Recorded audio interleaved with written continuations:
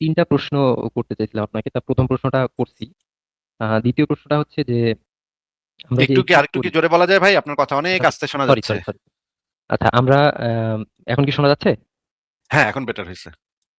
আচ্ছা, তো আমরা যে এক্সিস্ট করি, যারা আসলে মানে জীবিত প্রাণী যারা, তো এদেরকে আসলে যেমন ধরেন যে বাঘ হরিণ শিকার করতেছে, আমরা আবার গরু কেটে খাইতেছি। তো এই বিষয়টা আসলে মানে নাস্তিকরা কি এটা সমর্থন করে কিনা?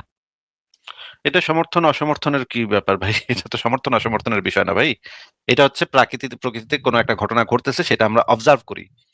যেমন ধরেন আপনার বাবা করোনায় আক্রান্ত হইল। না, করোনার জি। আক্রান্ত হয়েছে, এটাকে আমরা সমর্থন করি? এটা সমর্থন অসমর্থনের কোনো বিষয় না তো ভাই। এটা হইতেছে আপনার বাবার বডিতে ইমিউন সিস্টেমটা দুর্বল ছিল, এই জন্য করোনা ভাইরাস আপনার বাবাকে ধরে ফেলাইছে। টিকা দেওয়া ছিল না হয়তো, এই জন্য ধরে ফেলাইছে। জি। এখন সেটা আপনি না। কিওর করার ট্রাই করতে পারেন। একটা হরিণ আহ, যাচ্ছিল, পাশে দিয়ে বাঘে ঝাঁপায় পড়ছে, ঝাঁপায় পড়ে খায় ফেলছে। এটা কি আমরা সমর্থন করি? এটা সমর্থন অসমর্থনের বিষয় না, এটা প্রাকৃতিক একটা ঘটনা। একটা উপকূলীয় অঞ্চলে একটা গ্রাম ছিল, সেই গ্রামে অনেকগুলা মানুষ বসবাস করতো, তারা ভালো মানুষ ছিল। হঠাৎ একটা সুনামি আসলো, সুনামি এসে পুরা গ্রামটারে একেবারে ভাসায় নিয়ে গেল, সব মানুষ মরে গেল। এই গ্রামের গ্রামের ভিতরে অনেক ভালো মানুষ ছিল, অনেক খারাপ মানুষ ছিল, অনেক প্রতিবন্ধী শিশু ছিল, অনেক বৃদ্ধ মানুষ ছিল, যারা কোনো খারাপ কাজ করে নাই। সুনামি এসে তাদেরকে না ভাসায় না, নিয়ে আমার গেছে। প্রশ্নটা ওটা ছিল না। আমার প্রশ্নটা ছিল হচ্ছে যে মানে আমরা যে পশু পাখি খাই, এটা কি তাদের উপর অবিচার করা হচ্ছে কিনা? আমরা যেটা চেষ্টা করি যে কোনো পশুর কষ্ট, সেটা মানুষ হোক বা অন্য কোনো পশু পশু হোক, সেগুলোর কষ্টটা আমরা কতটা মানে সম্ভব কমানোর চেষ্টা করি, যতটা সম্ভব চেষ্টা করি যে যতটা সম্ভব কমানো যায় কিনা। মানে অপ্রয়োজনীয় এটা কিভাবে? কোনো একটু শেষ করতে দেন ভাই। মানে সেটাই বলতেছি, ওকে ওকে। সেটাই বলতেছি, একটু শোনেন, ওকে মনোযোগ সরি। দিয়ে শোনেন। আমরা সেই অপ্রয়োজনীয় কষ্ট দেয়াটা থেকে বিরত থাকি, যতটা সম্ভব চেষ্টা করি যে অপ্রয়োজনীয় কষ্টটা যেন তাদেরকে না দেয়া হয়, তাদের যেন অপ্রয়োজনীয় পেইনটা তাদের না হয়। কেন? কারণ হচ্ছে আমরা নিজেরাও কষ্ট পাইতে পছন্দ করি না। আমার শরীরে যখন কেউ একটা সুই দিয়ে খোঁচা মারে, তখন আমার ব্যথা লাগে, আমি এটা চাই না, আমার আমার ভাল লাগে না এটা। আমি এটা প্রেফার করি যে আমার কেউ সুই দিয়া খোঁচাটা মারবে না। সুই দিয়া খোঁচা মারা এবং সুই দিয়া খোঁচা না মারা, এই দুইটা খাওয়ার মধ্যে আমাকে যদি চুজ করতে দেওয়া হয়, তাহলে আমি বলবো যে আমাকে অবশ্যই সুই দিয়া খোঁচা না মারুক। সুই দিয়া খোঁচা না মারলে আমার ভাল লাগবে। সুই দিয়ে আমাকে যদি একটা বডিতে একটা খোঁচা মারে, তাহলে আমার ব্যথা লাগে, এই জিনিসটা আমি পছন্দ করি না। এটা যে কোনো প্রাণীর জন্য সত্য। কোনো প্রাণী তার তার যে একটা পেইন হচ্ছে, তার শরীরে একটা কষ্ট হচ্ছে, এই কষ্টটা কোনো প্রাণী পছন্দ করে না।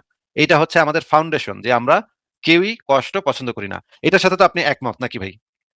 জি অবশ্যই, হ্যাঁ। এটা তো একটা বেসিক মানে হচ্ছে গিয়ে বায়োলজিক্যাল একটা ইনস্টিংক্ট যে আমরা ব্যথা পছন্দ করি না, নাকি? জি অবশ্যই। আচ্ছা, এখন আমরা যদি দেখি যে আমাদের নৈতিকতা আমরা কিভাবে নির্ধারণ করি, যে আমরা দেখি যে তার জুতাতে আমি কিছুক্ষণ, তার জুতাটা পরে আমি কিছুক্ষণ হাঁটতে পারতেছি কিনা। মানে হচ্ছে তার জায়গাতে নিজেকে বসায় আমরা দেখার চেষ্টা করি যে এটা যদি আমাদের সাথে ঘটতো তাহলে আমাদের কেমন লাগতো। এটা আমরা মানে যাচাই করে দেখি যে জিনিসটা নৈতিক নাকি অনৈতিক। এটার জন্য আমরা এইভাবে যাচাই করি। তার অবস্থানে যদি আমি থাকতাম তাহলে আমি কি করতাম? আমার কতটুকু কষ্ট লাগতো। এই জিনিসটা যখন আমরা চিন্তা করে দেখি, তখন আমরা বুঝতে পারি যে কোন প্রাণী আসলে কষ্ট পাইতে চায় না। সব প্রাণী আসলে কষ্টহীন জীবনযাপন চায়। এইটা যখন আমরা বুঝতে পারি, তখন আমরা চেষ্টা করি যে এটাকে কতটা সম্ভব রিডিউস করা যায়। এই কষ্টটা, প্রাণীর কষ্টটা রিডিউস করা যায়। তাতে আমিও একটা স্যাটিসফ্যাকশন পাবো যে আমি আরেকজন প্রাণীর কষ্ট রিডিউস করছি। তাহলে আমার কষ্টটাও রিডিউস হওয়ার সম্ভাবনাটা বেড়ে যাবে। তাতে আমিও ভালো থাকতে পারবো। এরকমের একটা সম্ভাবনা তৈরি হয়। সবসময় যে হবে তা না, কিন্তু একটা সম্ভাবনা তৈরি হয় যে আমি যদি এই রকমের একটা সমাজ গঠন করতে পারি, যে সমাজে কেউ অপ্রয়োজনে অন্যকে কষ্ট দিচ্ছে না, তাহলে আমার কষ্ট পাওয়ার সম্ভাবনাটাও রিডিউস হয়ে যাবে। কারণ হচ্ছে গিয়ে একটা সমাজে সবাই প্রত্যেকে প্রত্যেকের সাথে নানাভাবে কানেক্টেড, নানাভাবে নির্ভরশীল। আমরা এই রকমের সমাজ একটা গঠন করতে চাই যে যেই সমাজে কষ্ট একজন আরেকজনকে হুদাই কষ্ট দিবে না। কিন্তু কষ্টটাকে আমরা সবসময় রিডিউস করতে পারবো না, রিডিউস করতে পারবো না সবসময়, কারণ আমাদের সার্ভাইভ করতে হয়। যেমন আমার অফিসে যাইতে হয়, আমার জীবিকা অর্জনের জন্য অফিসে যাইতে হয়। অফিসে যাওয়ার পথে আমি একটা জুতা পরি, সেই জুতার পায়ে মানে পিষ্ট হয়ে অসংখ্য ক্ষুদ্র ক্ষুদ্র প্রাণী কষ্ট পেয়ে মারা যায়। এটা কি আমার পক্ষে রিডিউস জি। করা সম্ভব? না, এটা এই মুহূর্তে আমার পক্ষে রিডিউস করা সম্ভব না। এই প্রাণীদের জন্য আমার খারাপ লাগে যে এই ছোট ছোট কীট পতঙ্গ, তাদেরও হয়তো একটা পরিবার ছিল, তাদেরও তো ব্যথা লাগছে। কিন্তু এটা আমার পক্ষে এখন জি। সম্ভব না। তাহলে আমার কি করতে হবে? আমার সারা রাস্তা ঝাড়ু দিয়ে দিয়ে হাঁটতে হবে রাস্তায়। কিন্তু এটা তো আমার সার্ভাইভ করার জন্য পসিবল কোনো ওয়ে না, যে আমি সারাদিন ধরে রাস্তা ঝাড়ু দিয়ে বেড়াবো। রাস্তা ঝাড়ু দিয়ে আমি অফিসে যাব, কোনো দোকানে যাব, এটা তো আমার জন্য পসিবল না। তাহলে তো আমি সার্ভাইভই করতে পারবো না এইভাবে যদি আমি জীবনযাপন করি। তাহলে আমাদের যেটা করতে হবে সেটা হচ্ছে আমরা এমন কোনো অপ্রয়োজনীয় কষ্ট দিব না, যে অপ্রয়োজনীয় কষ্টটা না দিলেও আমার সার্ভাইভে কোনো প্রবলেম হচ্ছে না। আমাদের সার্ভাইভ করার যে মানে ইয়াটা আমাদের প্রায়োরিটিতে ১ নম্বরে আমরা রাখি। আমাদের সার্ভাইভ করতে হবে এবং আমাদের সার্ভাইভ করার বিষয়টাকে রিডিউস না করে আমরা যতটা সম্ভব অন্য প্রাণীকে হত্যা করব না বা অন্য প্রাণীকে কষ্ট দিব না। এইটা যদি আমরা করতে পারি সেটা হচ্ছে গিয়ে আমাদের কাছে এখন একটা ভালো একটা সিস্টেম। এই কারণে আমরা ইউরোপে যেই পদ্ধতিটা আছে যে কোনো প্রাণীকে যখন এখানে হত্যা করা হয় খাওয়ার জন্য, মাংস খাওয়ার জন্য, তখন তাদেরকে জি, নিস্তেজ করে নেওয়া হয় যেন তারা কষ্টটা না পায়। তাদের মাথায় ব্রেইনে ছোট একটা গুলি করা হয়। সেটা খুব অল্প একটা চিমটির মতো একটা ব্যথা লাগে।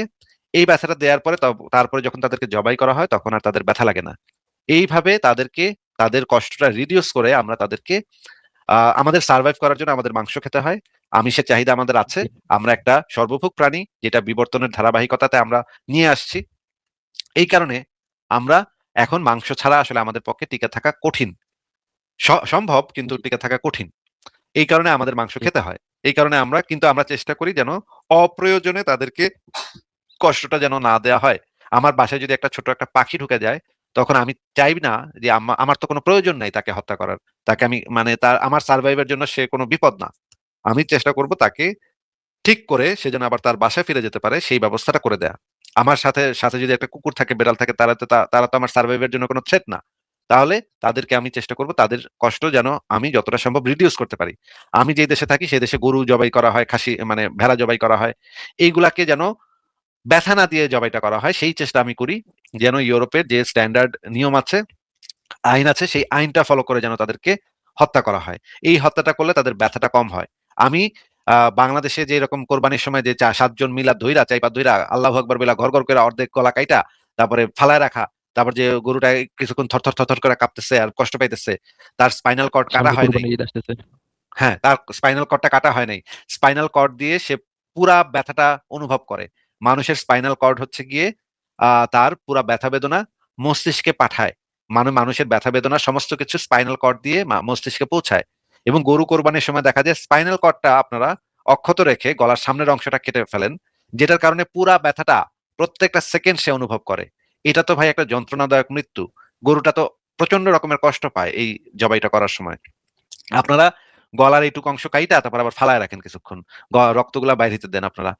তত পুরাটা সময় গরুটা থরথর করে কাঁপতে থাকে। এটা তো ভাই প্রচন্ড রকমের মানে অমানবিক ব্যাপারও বটে। হ্যাঁ? আপনারা তো এই গরুটাকে এত কষ্ট দিয়ে মারেন, এত যন্ত্রণা দিয়ে মারেন। এটা তো ভাই একটা গরুর তো জীবন আছে।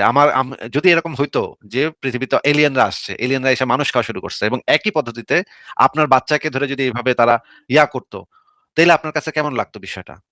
হ্যাঁ, আমরা যদি অবশ্যই খারাপ। মানে গরু খাওয়া বা এগুলা খাওয়া বন্ধ করে দিতে পারতাম তাহলে ভালো হইতো। কিন্তু এই মুহূর্তে আমাদের পক্ষে সেটা সম্ভব না। কিন্তু যেটা সম্ভব সেটা হচ্ছে তাদেরকে অন্তত এই পৈশাচিক আনন্দটা কইরেন না। গরুটা জবাই দিয়ে এই পৈশাচিক যে আনন্দটা করেন আপনারা উৎসব করেন।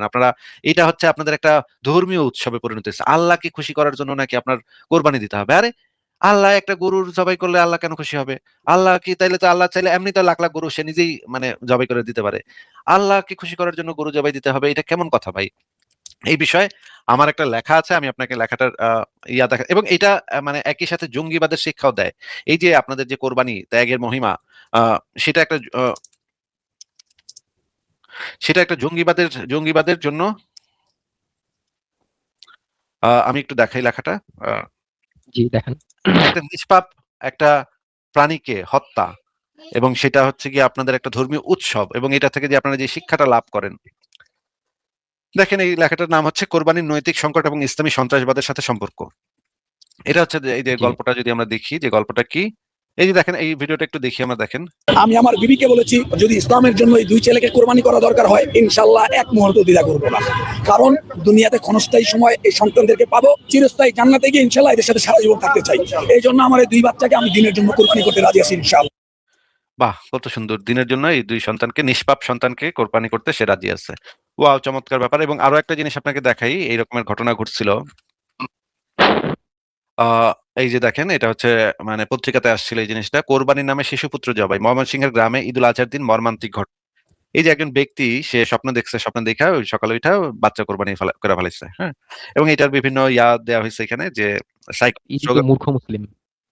মূর্খ মুসলিম কেন? অ মূর্খ মুসলিম কেন? অবশ্যই, কারণ উনি তো সবকিছু মানে জেনেও মানে না জানার একটা ইয়ে করছে। নো। মানে এটা তো কখনোই সম্ভব না। কে মানে বলছে? উনি তো ইব্রাহিমের ওনার বেলায় ঘটনা ঘটে নাই? না সেটা কই ইব্রাহিমের বেলায় তো আপনার ইসমাইল আলাইহিস সালামকে জবাই করা হয় নাই। সেটা সেটা তো সরিয়ে হচ্ছে নেওয়া গিয়ে হয়েছে। সেটা তো হচ্ছে গিয়ে ইব্রাহিম তো জবাই করতে গেছিল তো। হ্যাঁ ছুরি গেছিল। চালা সেটা তে ছুরি সে তো সে তো রাজি হইছে তো। সে তো রাজি হইছে যে সে তার সন্তানকে জবাই করবে। তারপরে তাকে নিয়ে পাহাড়ে গেছে। এই ব্যক্তিও হয়তো ভাবতেছিল যে আমি হয়তো শেষ মুহূর্তে হয়তো আল্লাহ আমি মানে জবাই করব, চোখ খুলে দেখবো যে এখানে একটা গরু বা দুম্বা কোরবানি হয়ে গেছে। সে হয়তো এটা তার তো বিশ্বাসের পরীক্ষায় তো সে সফল নাকি? জি অবশ্যই বিশ্বাসের পরীক্ষায় সফল, কিন্তু আল্লাহ বিশ্বাসের তাআলা তো এত নিষ্ঠুর হয় নাই। না, নিষ্ঠুর হবে কি হবে না সেটা তো আপনি আল্লাহর জিনিসটা নির্ধারণ করবেন না। আল্লাহ কেন কি করে একটু আগে না বললেন? আল্লাহ কেন কি করে এটা কি আপনার উত্তর দিব? একটু আগেই তো আপনি বললেন এই কথা ভাই। যে আল্লাহ কেমনে কি করবে এটা কি আপনি আপনি আপনার জবাব দিব নাকি? আপনার মতো হ্যাঁ এটা নাস্তিকরা কি একটা আল্লাহ পরীক্ষা জবাব দিব ছিল। নাকি? ইব্রাহিম আলাইহিস হ্যাঁ, সালামের উপর তাহলে এটা একটা পরীক্ষা ছিল। এই বেটায় তো তার বাচ্চাকে জবাই করছে। মনে করেন যদি এরকম হয় আল্লাহ চাইছে বাচ্চাটারে সে জবাই দেক। আল্লাহই স্বপ্ন আচ্ছা এই যে স্বপ্নটা দেখছে, আল্লাহ তারে বলছে বাচ্চারে জবাই দিতে। এই স্বপ্নটার সাথে ইব্রাহিমের স্বপ্নের পার্থক্যটা কোথায়? আপনি একটু আগে একটু বুঝা বলেন এবং এটা বলেন পার্থক্য যে হচ্ছে বর্তমান যে ইব্রাহিম আলাইহিস সালাম নবী আর ইনি তো নবী না। না, তখন তো ওই পরীক্ষার মাধ্যমেই তো ইব্রাহিম নবী হয়ে উঠছে।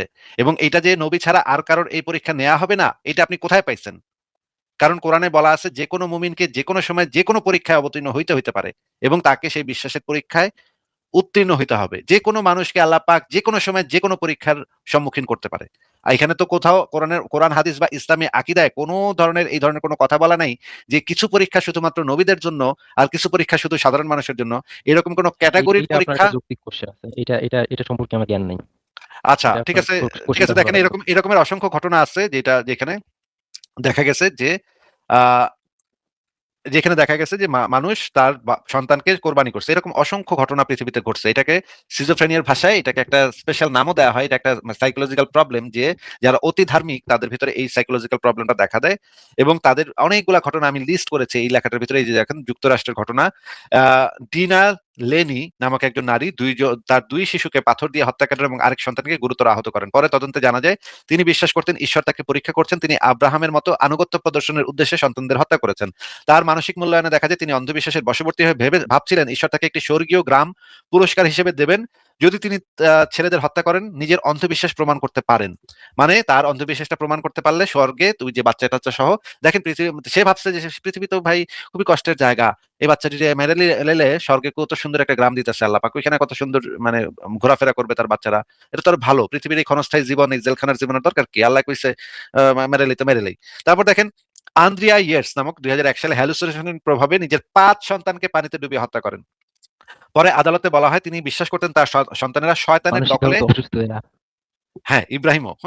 হ্যাঁ, ইব্রাহিম হচ্ছে এগুলার জনক। হ্যাঁ, এই পাগলামির জনক হচ্ছে ইব্রাহিম। যেটা আপনাদের ধর্মে মহিমান্বিত করে শেখানো হয় আপনাদেরকে ছোটবেলা থেকে যে বিশ্বাসের পরীক্ষা দেওয়ার জন্য কত চমৎকার গল্প, কত অসাধারণ গল্প। বিশ্বাসের পরীক্ষা দেওয়ার জন্য নিজের পুত্র পর্যন্ত জবাই করে ফেলছে। এই শিক্ষা দিলে তো মানুষের ভিতরে এই সাইকোলজিক্যাল প্রবলেম হওয়া খুবই স্বাভাবিক। কোথাও তো এরকম বলা নাই যে তোমারে যদি আল্লাহ পাক চায় পরীক্ষা নিতে তোমার এই পরীক্ষা নিবে না আল্লাহ পাক। এটা তো কোথাও বলা নাই। নবী রাসূলদের যে পরীক্ষা সেটা সাধারণ মানুষের উপরও প্রযোজ্য হতে পারে। আল্লাহ পাক যেকোনো সময় যেকোনো পরীক্ষা নিতে পারে। আচ্ছা আমরা পড়ি সে ভাবতেছিল শয়তানের দখলে এবং তাদের মৃত্যু তাদের আত্মাকে নরকের চিরস্থায়ী যন্ত্রণা থেকে রক্ষা করবে। এই কেসটি মার্কিন ইতিহাসে পোস্টপার্টাম সাইকোসিস এর অন্যতম আলোচিত মামলা হিসেবে রয়ে গেছে। আরো সাম্প্রতিক ঘটনা মিশিগানে ২২ বছর বয়সী এক নারী দাবি করেন স্পঞ্জবব চরিত্রের মাধ্যমে ঈশ্বরের কণ্ঠ শুনেছেন যা তাকে নির্দেশ দেয় নিজের ৩ বছর বয়সী কন্যাকে হত্যা করতে। পুলিশি তদন্তে নিশ্চিত করা হয় এটা একটা কমান্ড হ্যালুসিনেশনের ফল ছিল। জেনুইন জিনিসটা সত্য। সে সত্যি স্বপ্ন তারা সত্যি স্বপ্ন দেখছে এগুলা যে ঈশ্বর তাকে মানে পরীক্ষা ফেইথের যে ডেমনস্ট্রেশন দেখাতে বলছে। যে তুমি যে তাকে সত্যি আল্লাহকে ঈশ্বরকে সত্যি বিশ্বাস করে এটার একটা পরীক্ষা তোমার উপরে নেওয়া হবে। এই রকমের কেস ভাই অনেকগুলা সারা পৃথিবীতে আমি কয়েকটা লিস্ট করেছি কিন্তু আমি লিস্ট করার সময় আমি চেক করে দেখেছি এগুলোর সংখ্যা অনেক বেশি। সারা পৃথিবীতে এগুলো ছড়ায় ছিটায় আছে এবং এটার এই যে দেখেন এবং বাচ্চাটারও তো বাচ্চাটার একটা কনসেন্ট কিভাবে হয়? বাচ্চার তো কোনো কনসেন্ট হয় না। দেখেন বাচ্চাটাকে জিজ্ঞেস করছিল ইব্রাহিম, এই কোরআনের আয়াতে যেটা বলা আছে। তারপর যখন সে তার সাথে চলাফেরা করার বয়সে পৌঁছলো, মানে চলতে পারলো মাত্র, হাঁটাচলা করতে শিখলো যখন, তখন সে বলল, "হে প্রিয় বৎস, আমি স্বপ্নে দেখেছি, আমি তোমাকে যবেহ করছি। অতএব দেখো তোমার কি অভিমত?" সে বলল, হে আমার পিতা, আপনাকে যে আদেশ করা হয়েছে আপনি তাই করুন। আমাকে ইনশাল্লাহ আপনি অবশ্যই ধৈর্যশীলদের অন্তর্ভুক্ত পাবেন। মানে একটা বাচ্চা শিশুর তো কনসেন্ট হয় না, তার কোনো কনসেন্টের কোনো বয়সই তার এখনো পৌঁছায় নাই, সে মাত্র চলাফেরা করার মতো বয়সে সে পৌঁছেছে। এই বয়সে তাকে জিজ্ঞেস করছে, সে তো বলবোই, সে তো তার বাবার পক্ষে সায় দিবই। এই সব বয়সের বাচ্চারা তো এগুলো বোঝে না যে তারপরে জীবন এখানে মানে ছুরি দিয়ে জবাই করা হবে তাকে, এই জিনিসটা তো সে বোঝে না। একটা প্রশ্ন ছিল, ইব্রাহিমের মানে ওই সময় ইসমাইল আলাইহিস সালামের বয়সটা কত ছিল? আপনি, আমার মনে নাই আসলে। এই যে এখানে কোরআনে বলা আছে চলাফেরা করার মতো বয়সে পৌঁছালো, মানে হাঁটার বয়সে পৌঁছেছে। আচ্ছা, ওকে। কোরআনেই বলা আছে এটা হাঁটার মতো বয়সে সে মাত্র পৌঁছেছে, মানে সে এখনো অ্যাডাল্ট না, মানে 10-12 বছরও হয়নি, মাত্র হাঁটার বয়সে। মানে হাঁটে কত বছরে? কেউ কেউ হাঁটে 2 বছরে, কেউ হাঁটে 3 বছরে, 1.5 বছরে, কিন্তু 2 বছর, দুই 3 বছর। বছরে তো আর কথা বলতে পারে না, তাই না? হ্যাঁ, কথা যেহেতু বলতে পারছে সেহেতু আমরা ধরে নিতে পারি যে, আমি সেটাই এই পয়েন্টটা, পরের পয়েন্টটা বলতাম। চলাফেরার বয়স হইতেছে 1.5 বছর, কথা বলার বয়স হইতেছে 2.5 থেকে 3 বছর। তারপরে সবকিছু মিলে আমরা ধরে নিই 5 বছর বা 6 বছর। এই 6 বছরে যদি হয় তাহলে সে তো এখনো কনসেন্ট দেওয়ার বয়সই পৌঁছায়নি। তাহলে সে এত বড় একটা সিদ্ধান্ত কিভাবে সে তাকে জিজ্ঞেস করে? তার বাপেরই বা আক্কেলটা কি? এরকম একটা বাচ্চাকে সে জিজ্ঞেস করতেছে। এটা তো সম্পূর্ণভাবে একটা মানে শিশুর মানবাধিকার লঙ্ঘন হচ্ছে এখানে। এই যে দেখেন, অপ্রাপ্তবয়স্ক সন্তানের সম্মতি এবং নৈতিক প্রশ্ন। তারপরে এরকম স্বপ্ন দেখলে আপনি কি করবেন? আপনার উপরে তো আল্লাহ পরীক্ষা নিতে পারে। আপনি কি করবেন এগুলা? এই যে দেখেন কোরআনে যেটা বলা হয়েছে, যিনি মৃত্যু ও জীবন সৃষ্টি করেছেন তোমাদের পরীক্ষা করার জন্য, কে তোমাদের মধ্যে আমল দ্বারা উত্তম। কোরআনে আল্লাহ পাক এটা বলেছেন, এবং আরেকটা জায়গায় বলেছেন, আমরা অবশ্যই তোমাদের পরীক্ষা করব ভয়, ক্ষুধা, সম্পদ ও প্রাণহানির মাধ্যমে। আল্লাহ পাক সারা পুরো মানব জাতিকে বলেছেন, আমরা অবশ্যই তোমাদের পরীক্ষা করব ভয়, ক্ষুধা, সম্পদ ও প্রাণহানির মাধ্যমে। এই যে সম্পদ, মানে সন্তানও কিন্তু একটা সম্পদের অন্তর্ভুক্ত। আরো বলা হয়েছে, সূরা আনকাবুতে বলা হয়েছে, মানুষ কি মনে করে তারা কেবল আমরা ঈমান এনেছি বললেই ছেড়ে দেয়া হবে আর তাদের পরীক্ষা করা হবে না? আরেকটা সূরা মুহাম্মদে বলা আছে, আমরা অবশ্যই তোমাদের পরীক্ষা করব যতক্ষণ না জানা যায় তোমাদের মধ্যে কারা জিহাদ করে ও ধৈর্য ধারণ করে। এবং আরেকটা আয়াতে বলা হয়েছে, তোমাদের ধন সম্পদ এবং সন্তান সন্ততি তো কেবল পরীক্ষা। দেখেন, কোরআনে পরিষ্কারভাবে বলা আছে তোমাদের ধন সম্পদ এবং সন্তান সন্ততি তো কেবল পরীক্ষা, মানে এগুলো যে কোনো কিছু দিয়ে। তিরমিজি শরীফের একটা হাদিসে বলা আছে, যত বড় পরীক্ষা তার পুরস্কার তত বড়। আল্লাহ যদি কাউকে ভালোবাসেন তাকে পরীক্ষা করেন। মানে আল্লাহ যদি আপনাকে ভালোবাসেন তাহলে জি। আপনাকেও বলতে পারে যে তোমার বাচ্চারে জবাই দাও। এবং আপনি যেহেতু একজন ইমানদার মুমিন, সেহেতু বোঝা যাচ্ছে যে আপনি সকালে উঠা ছুরিতে চাপাতিতে ধার দিয়া নিয়ে যাবেন। আমরা যেটাকে একটা মানসিক সমস্যা হিসেবে চিহ্নিত করব, আপনি সেটা করবেন ইমানের পরীক্ষা দেওয়ার জন্য, অন্ধবিশ্বাসের পরীক্ষা দেওয়ার জন্য আপনি এটা করবেন। কোরআনের আরেকটা আয়াতে বলা আছে, আল্লাহ যদি চাহেন তিনি তোমাদের ধ্বংস করে নতুন জাতি আনতে পারেন। মানে পরীক্ষা, যদি আপনি এই সমস্ত পরীক্ষা টরীক্ষাতে মানে রাজি না হন, তাহলে আল্লাহ কিন্তু আপনাকে পুরা মানব জাতিকে সরায় দিয়ে আরেক জাতি আনবে। এই যে অন্ধ আনুগত্য, এই যে এই জিনিসটাকে বলা হয় অন্ধ আনুগত্য। এই একটা বিখ্যাত পরীক্ষা আছে, মানে মানে সাইকোলজিক্যাল পরীক্ষা। এই পরীক্ষাটাকে বলা হয় মিলগ্রাম এক্সপেরিমেন্ট। নাম শুনেছেন আপনি ভাই? সরি, এটার নাম আমি শুনি নাই। আচ্ছা, এইটার একটা ভিডিও দেয়া আছে এইটার ভিতরে, দেখেন। আচ্ছা, এই ভিডিওটা আপনি দেখতে পারেন পুরো ঘটনাটা, ওই যে আল্লাহ কেমনে ইয়া করছে। মিলগ্রাম এক্সপেরিমেন্ট এটা লিখে আপনি সার্চ করেন ইউটিউবে, আপনি পাবেন যে কিছু মানুষকে যে পরীক্ষা নেওয়া হয়েছিল, শক দেওয়ার একটা পরীক্ষা নেওয়া হয়েছিল। একদম ইব্রাহিমের এই গল্পটার মতোই এই গল্পটা, হ্যাঁ, এই পরীক্ষাটা নেওয়া হয়েছিল। এবং এটা কিভাবে একটা মানুষকে ভায়োলেন্ট করে ফেলে, হ্যাঁ, অন্ধ আনুগত্য কিভাবে একজন মানুষ অন্ধ আনুগত্যের কারণে কিভাবে অমানবিক বর্বর কাজও নির্দ্বিধায় করে ফেলতে পারে। আপনি যখন কোনো একটা জি। অথরিটির প্রতি অন্ধভাবে অনুগত হবেন, তখন আপনি মানে আপনার নরমাল অবস্থায় সেই কাজটা আপনার করতে অনেক খারাপ লাগবে। আপনি করতে পারবেন না হয়তো। কিন্তু জি। যখন আপনি অন্ধ আনুগত্যের ভিতরে যাবেন, যখন আপনি অন্ধভাবে একটা অথরিটিকে অ্যাকসেপ্ট করে নিবেন, তখন আপনার কাছে চরম নির্মম একটা কাজও আপনার কাছে খুবই স্বাভাবিক এবং নৈতিক একটা কাজ বলে মনে হবে। স্টেবল মনে হবে, হ্যাঁ। এইটা হচ্ছে, এই পরীক্ষাটা হচ্ছে, এই যে সাইকোলজিক্যাল পরীক্ষাটা হচ্ছে, এটাকে বলা হয় মিলগ্রাম এক্সপেরিমেন্ট। এটা করা হয়েছিল এবং দেখা গেছে অনেক মানুষের উপর এই পরীক্ষাটা করা, ভোল্টেজের শক দিয়ে পরীক্ষাটা করা হয়েছে। এবং দেখা গেছে যে তারা যখন এই অথরিটিকে মেনে নেয়, তখন তারা এমন কাজ করে যেটা একেবারে মানে অসম্ভব ব্যাপার, অসম্ভব রকমের ভায়োলেন্ট হয়ে যায় তারা। তাদেরকে এই যে শক দিতে, মানুষকে শক দিতে তাদের আর বাধে না। ম- নির্দ্বিধায় একজন মানুষকে সে শক দিয়ে ফেলতেছে, এমন ভয়ঙ্কর শক দিতেছে যেটাতে সেই মানুষটা মারা পর্যন্ত যেতে পারে। এবং এই শক দেয়াটাকে সে একটা ভালো কাজ বলে মনে করতেছে এই শকটা দেয়াটা একটা ভালো কাজ। আপনি এই লেখাটা পড়েন, এই লেখাটা পড়ার পরে আপনি এই আলোচনা করতে আসেন। এবং ইসলামিক সন্ত্রাসবাদের সাথে এটার একটা খুবই গভীর সম্পর্ক আছে, এই যে কোরবানির যে সিস্টেমটা। আমার মনে হয় আমি আপনাকে উত্তর দিয়েছি। আপনি কতটুকু কি বুঝেছেন? আপনি লেখাগুলো পড়েন। জি, আপনি বলেন। আপনি একটা বিশাল পার পাই গেছেন, আমি সেক্ষেত্রে এটা একটু অ্যাড্রেস করতে চাচ্ছি। আপনি ওই যে আপনারা যখন কথা বলতেছিলেন জবাই করা নিয়ে, ঈশ্বরের প্রতি যে আপনার লয়্যালটি যেটা, সেটা প্রমাণ করার জন্য আপনি জি। একটা অ্যাটেম্প্ট নিচ্ছিলেন এরকম যে যে এমন যদি হয় যে যাকে জবাই করা হবে সে নিজেই হ্যাঁ বলতেছে, তাইলে বোধহয় এই জিনিসটা ঠিক আছে। এবং সেটার পরিপ্রেক্ষিতে কথা হচ্ছিল যে তার বয়সটা কতখানি হইতে পারে, সে কি কনসেন্ট দেওয়ার মতো কিনা। ইনফ্যাক্ট এই যে অ্যাটেম্পটা আপনি নিচ্ছিলেন, এত জঘন্য একটা মানে টপিকটা কিন্তু চেঞ্জ হয়ে গেছে। আমি টপিক চেঞ্জ করতেছি না ভাই, আমি বলছি তো আপনাকে তো বলে নিলাম, আপাতত এটা একটু সাইডে রেখে আবার একটু ব্যাকে গেলাম, কারণ হচ্ছে যে সেটা নিয়ে আপনারা কথা বলছেন এবং আপনি একটা পার পাই গেছেন সেখানে। আপনার যে জঘন্য মানসিকতার প্রমাণটা আপনি দিচ্ছেন যে একটা বাচ্চা যদি সে বল হ আব্বা আমার জবাই করে ফেলাও, তাইলে পরে সেই জিনিসটা গ্রহণযোগ্য হবে। ঘটনা হচ্ছে যে একটা অ্যাডাল্টও যদি সেটা করে, একটা অ্যাডাল্ট একদম সেম মাইন্ডের একটা অ্যাডাল্টও যদি করে, ঈশ্বরের প্রতি ভালোবাসার নিদর্শন হিসেবে, পরীক্ষা হিসেবে জবাই করা, এইটা কিভাবে মোরালি অ্যাকসেপ্টেবল হয় ভাই? একটা অ্যাডাল্টও যদি করে, আর সেখানে বাচ্চা নিয়ে কথা বলেন, সেখানে আপনি জাস্টিফাই করার চেষ্টা করতেছিলেন যে ভাই যে সে তো হ্যাঁ, মানে সে তো নিজে হ্যাঁ বলছে এইটা বলে। রিপাগনেন্ট একটা মানে আমি জানি না যে আপনাদের মানসিকতা কেন এরকম। আসিফ ভাই আপনি আর আমি ধরেন একটা সেকেন্ড আপনি আর আমি ধরেন, আসিফ ভাই আমি ধরেন জার্মানিতে আসলাম কিংবা আপনি আমেরিকাতে আসলেন, আপনি আর আমি ধরেন একটা খেলা দেখতেছি, আপনি আর আমি চুক্তি করলাম, হ্যাঁ বাজি ধরলাম যে ধরেন আর্জেন্টিনা ব্রাজিল খেলতেছে, আপনি ব্রাজিল আমি আর্জেন্টিনা, আপনি বললেন যে ব্রাজিল অবশ্যই জিতবো, আমি বললাম যে না ভাই আর্জেন্টিনা অবশ্যই জিতবো, আপনি বললেন যে চলেন বাজি ধরি। ঠিক আছে, বাজি কিরকম, যে আপনি যদি হারেন তাহলে আমি আপনারা মারিয়ে ফেলবো, আর আমি যদি হারি তাহলে আপনি আমাকে মারিয়ে ফেলবেন। আমরা কিন্তু চুক্তি করলাম, আমরা কিন্তু সম্মতিতে চুক্তি করলাম।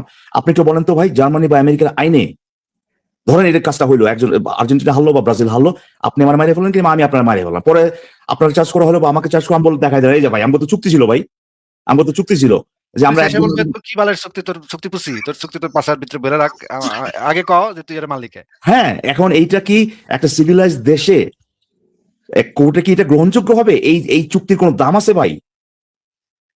বিন্দু মাত্র কোনো দাম নেই। এটার কোনো দাম নাই।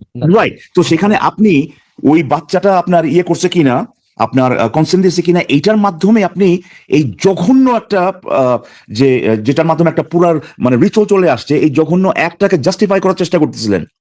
আপনার আল্লাহ বা যে যে বদমাইশ, যে মানে সিকো একটা সাইকো, এই ধরনের পরীক্ষা নেওয়ার ইভেন চিন্তা করে ভাই, আপনি সেই মানসিকতা বা সেই চিন্তাধারা এইটাকে ক্রিটিসাইজ না করে আপনি সেটাকে জাস্টিফাই করার চেষ্টা করছেন। ভাই এখানে তো কোনো অসুবিধা দেখি না, কারণ সে বাচ্চা ইব্রাহিম তো ভাই হ্যাঁ হ্যাঁ বলছে। ফলাফলটা তো আপনারা জানেন তাই না? হ্যাঁ সরি, কোন কথাটা? পরীক্ষার ফলাফল মানে পরীক্ষার যে ইব্রাহিম আলাইহিস পরীক্ষা তো নিতে চাইছে নাকি ভাই? ইব্রাহিম কি ফলাফল জানতো আগে থেকে? না ফলাফল জানতো না। তাহলে সে তো পুরো নিজের মানে একদম পুরোপুরি ভাবে সেখানে তার আপনার পোলারে হত্যা করতে গেছে বা ওরাবার, এই কাজটা তো সে করতে গেছে নাকি? হ্যাঁ, আল্লাহ তো এইটাই তো পরীক্ষা নিছে নাকি? আল্লাহ এটাই পরীক্ষা নিছে না সে এই কামটা করবে কিনা?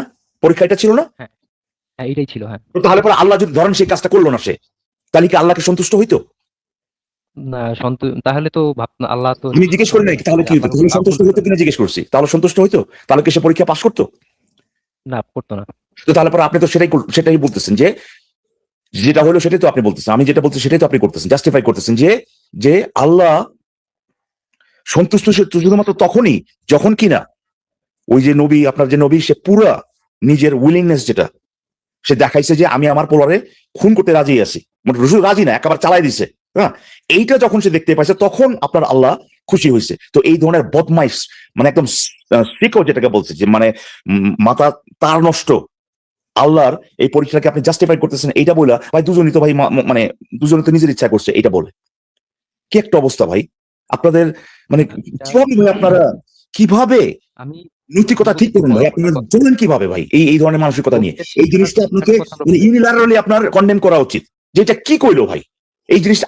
আপনি যদি এইটা বলতেন ভাই, এটা যদি বলতেন অনেস্টলি, এখানে যদি বলতেন ভাই এই গল্পটা ভাই ফ্যাব্রিকেটেড, এই গল্পটা কোনোভাবে আমি যে গডকে ওয়ার্শিপ করি এইটা সে করতেই পারে না ভাই, এগুলো পরে মানুষজন ঢুকাইছে, এইটাও যদি বলতেন, হ্যাঁ আমরা তখন বলতাম যে ভাই আপনি মিথ্যা কথা বলতেছেন, এগুলো কোরআন আগে থেকে ছিল বা ওরা এই গল্প আগে থেকে ছিল, এটা কেউ মানুষের ঢোকায় নাই, আপনি এটা নিতে চাচ্ছেন না। তখনও অ্যাটলিস্ট এই জিনিসটা আমাদেরকে মানতে হইতো যে আপনি এই পুরো ঘটনাটাকে কন্ডেম করেন, পুরো ঘটনাটাকে আপনি মানতে চান না, পুরো ঘটনাটাকে আপনি খারাপ মনে করেন, অথচ আপনি উল্টাটা প্রমাণ দিলেন। আপনার ভাই, আপনার যে কেউ এই কাজটা যদি করতে চায় আপনি তাদেরকে গিয়ে বাধা দিবেন, অথচ আপনার আল্লাহকে বাঁচানোর জন্য এই অবস্থানটা আপনি নিলেন, যেখানে এই কাজটা একটা মহৎ কাজ হয়ে যায়। মানে এটা মানে সিক একটা মেন্টালিটি, সিক। আপনি এটাকে আমরা justify করতে কুরবানি চেষ্টা যেটা করি, কুরবানির শিক্ষাটা সম্পর্কে তো আপনি অবশ্যই জানেন। আমার কোরবানির শিক্ষা সম্পর্কে আমার জানার দরকার নাই ভাই। আমার জানার দরকার হচ্ছে যে না, না, আল্লাহ একজনকে, আপনাদের গল্প অনুযায়ী একজনকে তার বাচ্চা, তার নিজের সন্তান, একটা মানুষ, তাকে জবাই করতে বলছে ভালোবাসায়, সরি হ্যাঁ শিশু অপ্রাপ্তবয়স্ক নিষ্পাপ সন্তান। সন্তান, তাকে তার ভালোবাসার পরীক্ষার জন্য, শুধু ভালোবাসা না, আসলে ভালোবাসা বলে না ভাই, মানে এটা যে তার লয়্যালটি যেটা, হ্যাঁ, যে আল্লাহর কথা মানবে না, বিশ্বাসের আচ্ছা, পরীক্ষা হিসেবে।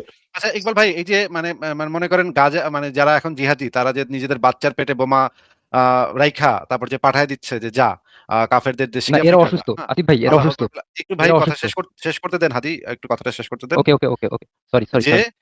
আল্লাহর দিন কায়েম করার জন্য তোরে আল্লাহর রাস্তা ছেড়ে দিলাম, যা তুই তোর পেটে বোমা দিয়ে দিছি, তুই এখানে গিয়ে টিপ মারবি এবং আল্লাহ আকবর বেলা টিপ মারবি এবং ফিরে যাবি। এরা তো তার বাচ্চাটাকে, নিষ্পাপ সন্তানটাকে তো পাঠাইতেছে যে কাফেররাও তো নিষ্পাপ, কাফেরদেরকে মারতে তো তার কোনো গিলটি ফিলিংটা হবে না, ওরা তো আল্লাহর শত্রু, আল্লাহর দুশমন, ওদেরকে তো মারতেই হবে, কিন্তু নিজের সন্তানকেও তো সে পাঠাইতে পারে।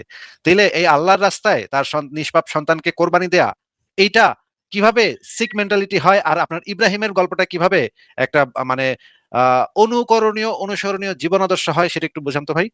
আচ্ছা ভাই, আমি একটা জিনিস অ্যাড করতে চাচ্ছি আপনার তারপর এই প্রশ্নের উত্তর দেওয়ার পরে। আমি মনে করি যে যে এইটা যদি সিক হয়, এই যে গাজা মাজা এরা যারা করতেছে, ইব্রাহিমেরটা আরো বেশি সিক। কারণ হচ্ছে যে এইখানে অ্যাটলিস্ট, হ্যাঁ, তারা কিন্তু সিনসিয়ারলি আল্লাহকে বিশ্বাস করে এই কাজটা করতেছে, তাও একটা বাস্তবিক একটা ইয়ে আছে, গোল আছে কিন্তু, যে তারা অন্যান্য মানুষের জন্য একটা ভালো কি বলবো ওটাকে, মানে সময় নিয়ে আসবে, হ্যাঁ, তারপরে তার, হ্যাঁ, এমনকি তার পোলাটা কিন্তু আবার জান্নাতে যাবে, yeah yeah all kinds of things, right?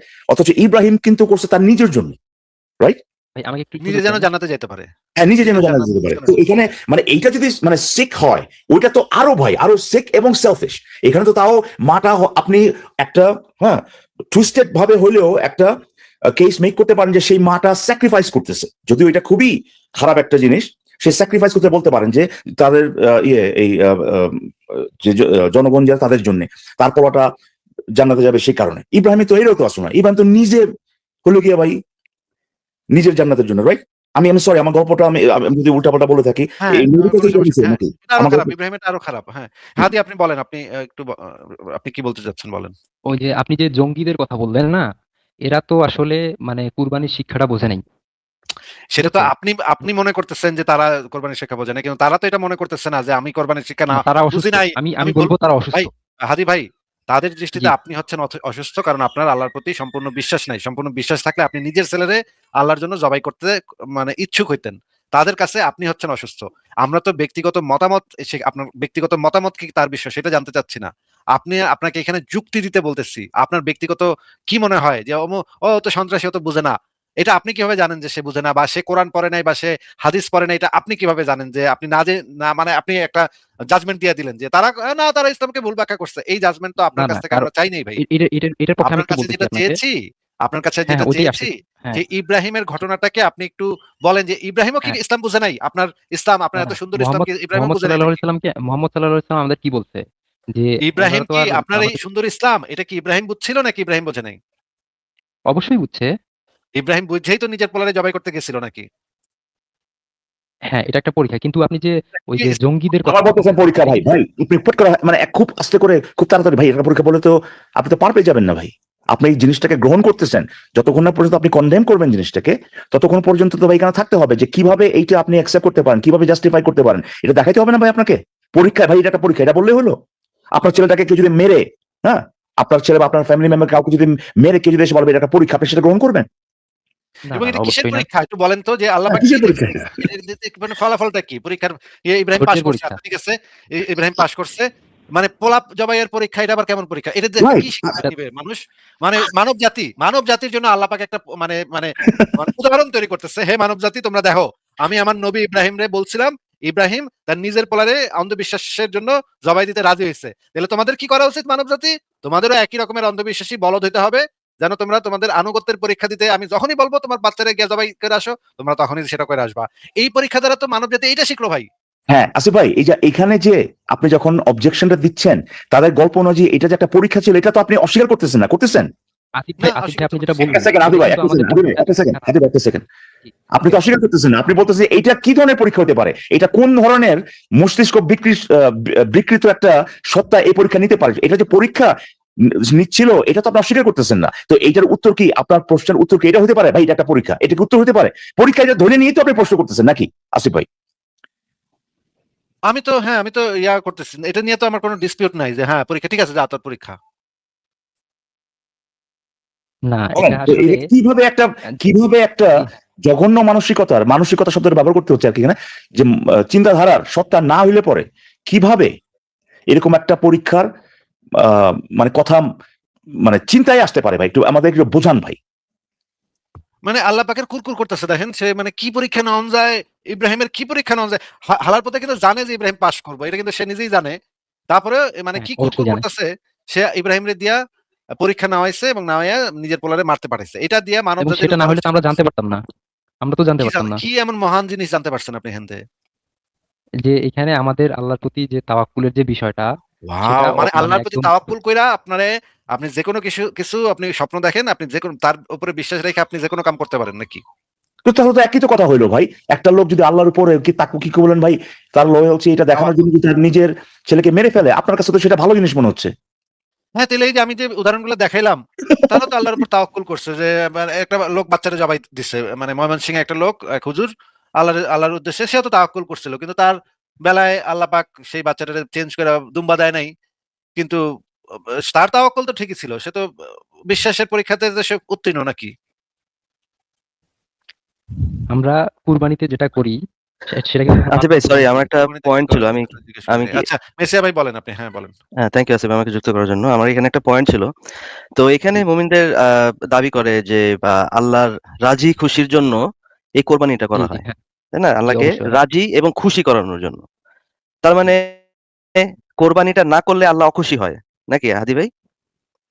না, মানে এই ব্যাপারটা একটা ঠিক এরকম না। পশুকে আপনি না দেখবেন না যাদের আমি আমি সামর্থ্য আমি আছে আমার তারাও পয়েন্ট কিন্তু আমি কোরবানি আমি করে না। পয়েন্টটা বলি হাদি ভাই, শুনেন একটু শুনেন। আপনি জি, যে বললেন না প্রথমে যে একটা পরীক্ষার কথা বললেন, যে আল্লাহ নাকি জি, হ্যাঁ, এই ইব্রাহিমকে এই পরীক্ষার জন্য তার সন্তানকে নিয়ে বলছে নির্জন জায়গায় না জবাই করো। ধরেন ধরেন হ্যাঁ, যদি ব্যাপারটা এরকম হইতো যে আল্লাহ নির্ধারণ করে রাখছে যে ওই দিন ইসমাইলকে ইব্রাহিমকে দিয়ে আমি করাবো, করানোর পরে আমি আল্লাহ এটা নিয়ে খুশি হব।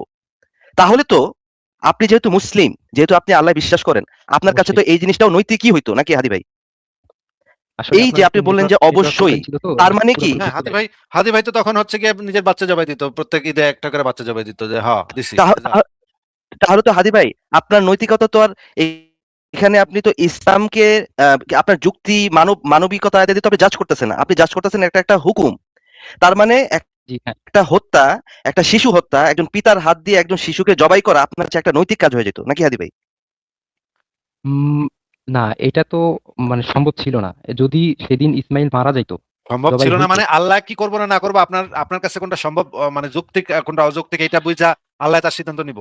আল্লাহ যদি কইতো হ্যাঁ তুই বাচ্চারে মার, আমি দেখুন তুই বাচ্চারে মারবি, এবং প্রত্যেক মুমিনের জন্য আজকে থেকে নিয়ম একটা তাহলে করে তো বাচ্চা একটা মানুষও জবাই থাকতো করা না লাগবে। পৃথিবীতে, একটা না, মানুষও তো থাকতো না। সেটা থাকতো কি থাকতো না এটা আল্লাহ বুঝবো। আপনারা তো আল্লাহ ব্যাখ্যা দিব না। আপনি না একটু আগে বলছেন যে আল্লাহকে নাস্তিক আছে, হ্যাঁ, হ্যাঁ, আপনার হ্যাঁ, কাছ থেকে আল্লাহ ব্যাখ্যা জি, দিব জি, নাকি? জি, জি, হ্যাঁ, তাহলে জি, আল্লাহ তো হ্যাঁ, আপনার কাছে ব্যাখ্যা দিব না, তাই না? আল্লাহ যদি কইতো তাহলে তো আপনারা এখনো সেটা করতেন।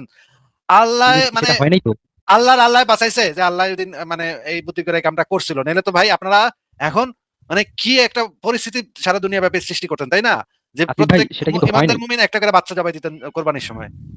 না, সেটা সেটা হয়ছে কি হয় না, পয়েন্টটা তো সেটা না। কিন্তু পয়েন্টটা হইতেছে আপনি এখানে যেটা যুক্তি দিয়ে যেটাকে জাস্টিফাই করার ট্রাই করতেছেন, যেখানে আপনার নৈতিকতার মানদণ্ড তো ভাই যুক্তি না।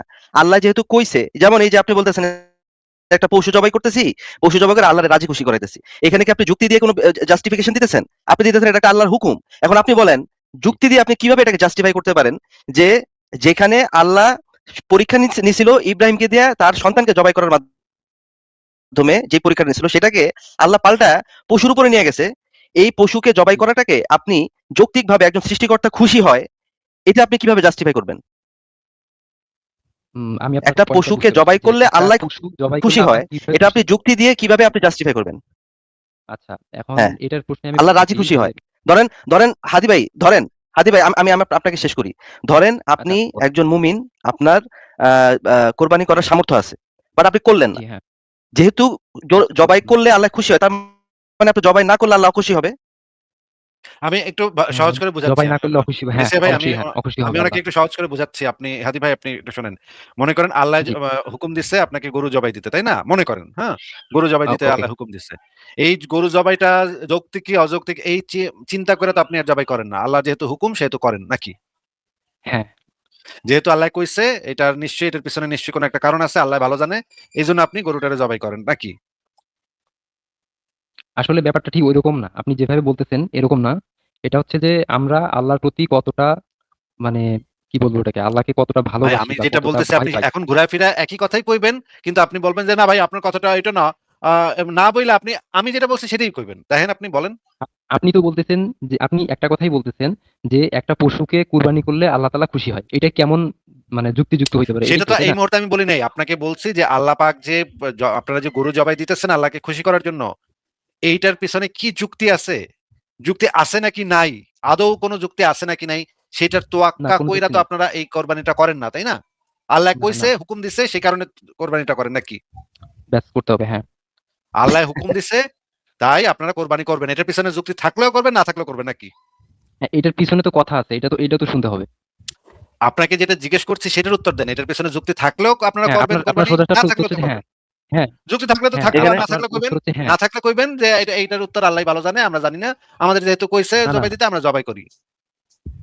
হ্যাঁ, আপনার এই আপনার প্রশ্নের জিনিসটা উত্তর হচ্ছে কেন হ্যাঁ। বাচ্চার ক্ষেত্রে প্রযোজ্য না? এই জিনিসটা কেন বাচ্চার ক্ষেত্রে প্রযোজ্য না? যে বাচ্চা মনে করেন আল্লাহ কইছে বাচ্চা জবাই দাও। ভাই আমরা তো জানি না এটার যুক্তি কি? আমার কষ্ট লাগে বাচ্চা জবাই দিতে, আমার নিজের আচ্ছা ভাই, বাচ্চা জবাই প্রথম দিতে কথা হচ্ছে কষ্ট মনে লাগে। করব কেন? এই মানে ফিলোসফিতে তো আমরা এই জিনিসগুলাই করি যে আরেকটা পরিস্থিতি তৈরি করে আমরা দেখি যে আপনার সেই ক্ষেত্রে আপনার অবস্থানটা কি হয়। ফিলোসফির জিনিসটাই তো, চিন্তার না তো, জিনিসটাই তো এটা। একটা চিন্তা ঘটনা অলরেডি ঘটে গেছে। তারপরেও আপনি মনে করতে বলতেছেন এই যে জন্যই একটা তো বাচ্চা আপনাকে বলেছি, জবাই এই দিতে জন্যই হবে। কত আপনাকে বড় বলেছি সাহস ধরে আপনার! নেন। কত বড় সাহস আপনার আসিফ ভাই! না, আপনার সাহসের তো ভাই মানে ইয়ে দেখি না ভাই, লিমিটেশন দেখি না। আপনি একজন মুমিনরা বলতেছেন যে এটা ধরে নেন, এটা ধরে নেন। মুমিনরা আপনি ইয়ে করতেছেন, মুমিনকে আপনি আহ, বলতেছেন যে তার ব্রেইন ইউজ করতে। আপনার ভাই তো সাহসের শেষ হচ্ছে না ভাই। আচ্ছা হাদি ভাই থ্যাংক আপনি ইউ কি খারাপ স্কুলে, ভাই, থ্যাংক ইউ। হ্যাঁ, হ্যাঁ, অনেক মানে খুবই খুশি আছেন বোঝা যাচ্ছে। হাদি ভাই আপনাকে একটু জিজ্ঞেস করি, স্কুলে গিয়ে কখনো হাইপোথেটিক্যাল সিনারিও ধরে নিয়ে তার ব্রেইনটা ইউজ করতে বলতেছেন। এত ইয়ে করা আপনার এত স্পর্ধা থাকা তো উচিত না আসিফ ভাই। সেটা ঠিক মুমিনকে এই আল্লাহ প্রশ্ন যেটা করাই গরু উচিত গাদা না। বানাইতে চাইছে, যারা স্বতঃস্ফূর্ত গরু গাদা হইতে যেতেছে, তাদের কেন আপনি ভাই ব্রেন হারাইতে বলতেছেন? আচ্ছা হাদি ভাই আমরা যখন ম্যাথমেটিক্স করি স্কুলে তখন আমাদেরকে টিচার বলে যে ধরো তোমাকে 10 টাকা দেওয়া হলো, বাজারে একটা কলার দাম 2 টাকা, তুমি কয়টি কলা কিনতে পারবে? উত্তর তো একটাই, কেন ধরবো আমি? তাই না? আমাদের হাদি এই ভাইরা যে হচ্ছে বলে যে আমি ধরবো না, না, না, আগে টাকা হাতে না পেলে আমি এই ধরবো না। বিষয় এটা তো আলাদা বিষয় গেল। এটা তো না, মনে করেন আমরা অঙ্কটা এখনো করা আমরা হয়নি। কিন্তু হাদি ওইখানে ভাই তো হাদি ঘটনাটা ভাই অলরেডি ঘটে গেছে। হাদি ভাই আমরা এই ধরনের জিনিস তৈরি করি জিনিসটা ভালোভাবে বোঝার জন্য। এইরকম হইলে কি হইতো, সেরকম হইলে কি হইতো। হ্যাঁ, হ্যাঁ। ঐরকম এইটার হইলে এটা নৈতিক ঝামেলা হয়ে যেত। সেটা তো সেটাই জিজ্ঞেস করতেছি তো ভাই। তাহলে আপনি ধরবেন না কেন হ্যাঁ। বলতেছেন? মোহন ভাই এইভাবে বলেন না, এইভাবে বলেন না, এইভাবে বলে একটা ঝামেলা হয়ে যেত। আপনি ব্রেন ইউজ করা শুরু করছেন, এটা হালাল না ভাই। এটা আল্লাহ আল্লাহ ধন্যবাদ অখুশি ভাই। হয়ে যাবে, আপনাকে জাহান্নামে চলে ভাই, যাবেন আপনাকে ভাই। অনেক ধন্যবাদ। এই যে হ্যাঁ এত ভাই, এত ব্রেন, এই ব্রেনটারে খাটায় ভাই শুধু শুধু নিজের জাহান্নামে বানায় না। আপনি খালি বলবেন শুনলাম আর মারলাম, মারলাম আর শুনলাম আর মারলাম, হ্যাঁ, এতটুকুর মধ্যে থাকেন, জান্নাত আপনার নিশ্চিত ভাই। ইসলামের আকীদা হচ্ছে এটাই যে আপনি শুনবেন এবং মানবেন। আপনি কোনো প্রশ্ন করবেন না, নিজের যুক্তিকে আল্লাহ মানে আল্লাহর বিধান বা নবীর বিধানের উপর নিজের যুক্তিকে প্রাধান্য দিবেন না। ইসলামের বিধান হচ্ছে এইটাই যে আপনার যুক্তি সেই ক্ষেত্রে আপনি কখনোই ব্যবহার করতে পারবেন না যেখানে আল্লাহ এবং নবী বা আল্লাহ বা নবী কেউ একজন সরাসরি কোনো একটা জিনিস বলছে, সেই ক্ষেত্রে যুক্তি চলে না। ইসলামের আকীদা হচ্ছে সেই ক্ষেত্রে যুক্তি অচল। মানুষের কোনো যুক্তি হ্যাঁ, সেখানে এই কাজ ভিডিওটাও করবে আমি না। দেখছি আপনার। এই আচ্ছা, ভিডিওটা আপনার দেখছি দেখেছেন, আমি। খুবই ভালো। তাহলে আপনাকে আমি যেটা জিজ্ঞেস করতেছিলাম যে যদি এরকম হইতো যে আল্লাহ মনে করেন এই বাচ্চাই জবাই দিত না, হ্যাঁ, আজকে থেকে প্রত্যেক ঈদের সময় কোরবানি ঈদে একটা করে বাচ্চা জবাই দিবি, তখন তো আপনি ভাবতেন যে এটার এটার পেছনে কি যুক্তি আছে এটা আল্লাহই ভালো জানে, আমাদের কাম হইতেছে জবাই করে যাওয়া, প্রত্যেক বছর একটা করে পয়দা করব আর একটা করে জবাই করব, হ্যাঁ, এতে জনসংখ্যা কমে যেত আপনাদের। কিন্তু আপনারা তো সেটা করতে পিছপা হইতেন না, আপনারা তো you wanna take it as a challenge Asif ভাই? জনসংখ্যা কমে যেত আপনার মনে হয়?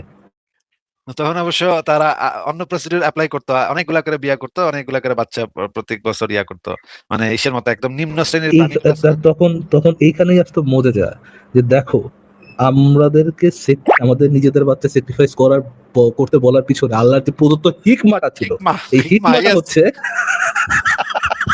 হিকমাটা হচ্ছে আমরা গন্ডায় গন্ডায় পয়দা করি, গন্ডায় গন্ডায় খালি আমাদের যে জনসংখ্যা একেবারে অফ দ্য রুফ, এটাই তো আমাদের কোরআনের হিকমা।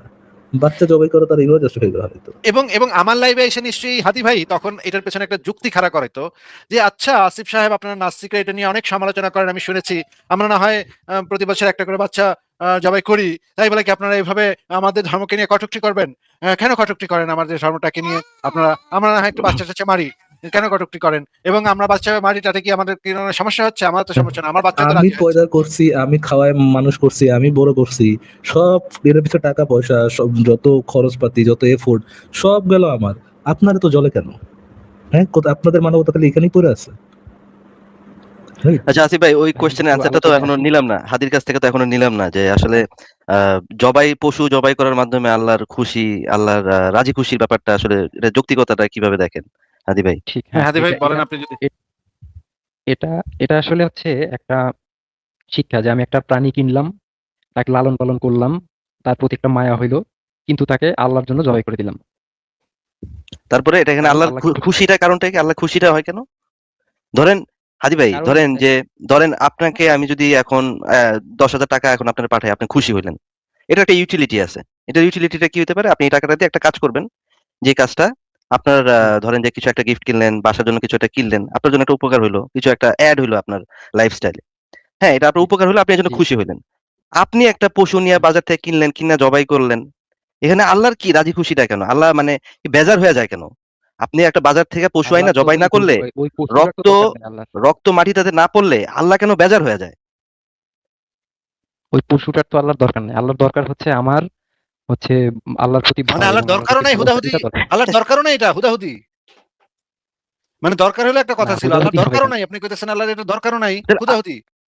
না, পশুটার আল্লাহর দরকার নাই তো। আমি এটা ডিরেক্টলি এটাই তো বলছি আমিও আল্লাহর যে কইতেছি, পশুটার আল্লাহর কোনো এটা দরকার নেই। দরকারও নাই আল্লাহর, আল্লাহর আল্লাহ দরকার খায়ও পশুরও না এটা। আল্লাহর দরকার নাই, কিন্তু আল্লাহ রাজি খুশিটা কেন হইলো? মানে আপনি বুঝতেছেন আমার আমার পয়েন্টটা? ধরেন তাকওয়াটা যে আল্লাহর দরকার। রাজি খুশির অপোজিট হচ্ছে বেজার।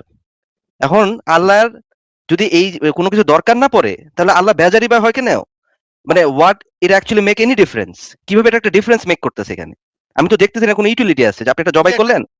মেসি একটা স্যাটিসফ্যাকশন পাইতেছে আল্লাহ পাক, এটা আরে বানাইছিলাম, এটা আমার খুব। আপনারা আসিফ ভাই, মানে জাস্ট বিকজ আল্লাহ কোরআনে বলছে যে আহ, উনি কোনো কিছুর উপর নির্ভরশীল না, তাই বলে আল্লাহ একটা যদি কেউ জবাই দেয়, আল্লাহ যদি খুশি হয়, এটা নিয়ে আপনাদের সমস্যা? মানে বলতে তার পারে আল্লাহ একদিকে তার বলতে। মানসিক অবস্থা আমার কর্মকাণ্ডের উপর নির্ভরশীল নাকি ফারাজ ভাই? হ্যাঁ, দুইটাই তো একসাথে সত্য হইতে পারে। ও আল্লাহ নির্ভরশীল ইসলাম না। Is all about Islam is all about inclusivity. আল্লাহ একই সাথে কোনো কিছুর উপর নির্ভরশীল না, একই সাথে তার জবাই দেখলে মজা লাগে। ফারাজ ভাই না, আপনার এই কথাটাই কিন্তু একটু আগে হাতি ভাই বলছে আমাদেরকে, আল্লাহ পাক একই সাথে আরশের উপরেও থাকে, আবার নিকটবর্তী আসমানও থাকে, দুই জায়গায় একই সাথে থাকা সম্ভব। ওটা তো